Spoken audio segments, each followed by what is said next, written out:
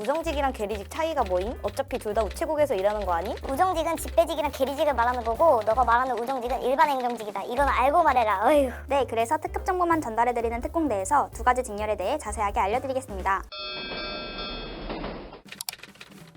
우정행정직 공무원은 국가직으로 인사혁신처에서 선발하는 일반 행정직이며 국가기관인 우체국 내에서 근무하게 됩니다. 국가직이라 하면 전국 순환 근무를 하는 것이 일반적인데요. 우정행정직 공무원은 지역으로 구분되어 모집하기 때문에 지원했던 지역 안에서 순환 근무를 합니다. 반면 계리직 공무원은 지방 우정청 단위로 선발되며 각 지역의 우체국에서 일을 하게 되는데요. 우정행정직과 계리직의 업무는 비슷하면서도 약간 다릅니다. 두 직렬 모두 우체국에서 근무하며 우편, 보험, 금융 업무를 진행하는데요. 차이점이라면 계리직은 보통 창구 업무를 주로 하고 우정행정직은 창구 업무를 비롯하여 행정 업무를 처리하게 됩니다.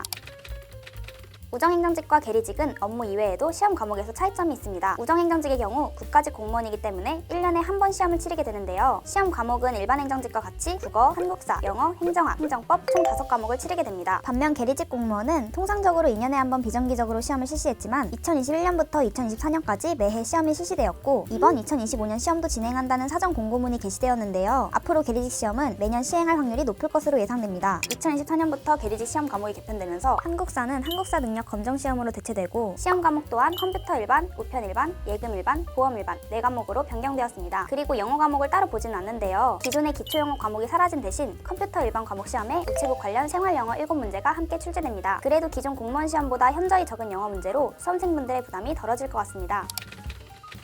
우정행정직의 경우 일반 행정직 대비 합격선이 낮고 연차가 쌓일수록 고객과 상대해야 하는 민원 업무의 빈도가 적어진다는 장점이 있습니다. 또한 국가직이지만 지역 구분 모집이기 때문에 웬만하면 지원한 지역 내에서 순환 근무를 할 수 있어 다른 국가직보다 안정적일 수 있습니다. 하지만 개인 실적에 대한 압박이 있다는 소문도 있는데요. 요새는 많이 줄어드는 추세라고 하니 너무 걱정하지 않으셔도 될 것 같습니다. 계리직의 경우 아까 언급했던 것처럼 영어 과목을 따로 치르지 않기 때문에 다른 직렬보다 시험 부담이 적은 편이고 한국사도 검정시험으로 대체되기 때문에 검정시험을 먼저 취득하고 나면 필기시험 과목 공부에 시간을 더 투자할 수 있다는 점이 수험생에게 장점일 수 있는데요. 아무래도 가장 큰 장점은 야근이 없기 때문에 출퇴근 시간이 정확하고 연장 근무, 주말 근무, 추가 업무를 진행하는 경우가 거의 없기 때문에 워라밸이 보장된다는 것입니다. 단점으로는 기본급은 동일하지만 칼퇴를 하는 만큼 추가 수당이 없기 때문에 급여가 높은 편은 아니라고 하는데요. 우정행정직과 계리직은 비슷하지만 다른 직렬이기 때문에 두 직렬의 장단점 모두 확인해보시고 선택하시길 바랍니다.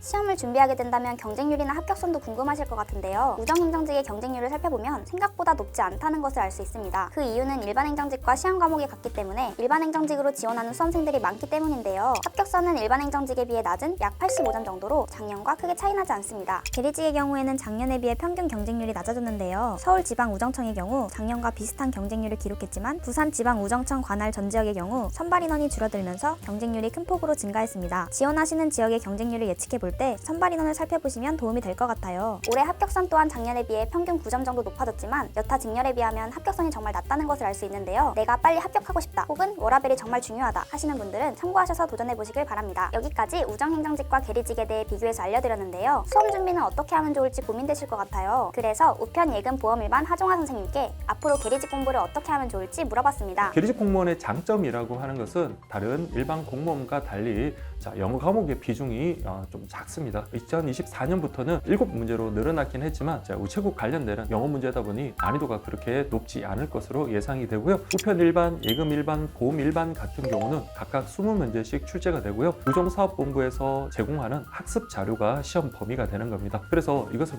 응용하고 아니면 아주 꼬아서 내는 심화적인 문제보다는 그 학습 자료를 정확하게 이해하고 또 비교하는 그런 문제들이 주로 출제가 되거든요. 그래서 우리 우정사업본부에서 나오는 학습 자료를 여러 번 반복하고 그리고 출제 포인트에 맞게끔 키워드라든지 아니면 비슷한 상품이라든지 제도들을 비교함으로써 짧은 시간에 고득점을 올릴 수 있는 그런 과목이라고 생각이 듭니다. 그래서 이게 매번 시험 치기 전에 보통은 한 5개월 전이나 6개월 전쯤에 우정사업본부에서 학습 자료를 제공을 하는데요. 다만 처음에 이제 용어가 생소하거나 그런 경우가 좀 있어요. 그렇지만 이것을 반복하고 이해하다 보면 분명히 다른 과목보다는 훨씬 더 수험 분량이 줄어든다라고 생각을 하시면 될 것 같습니다.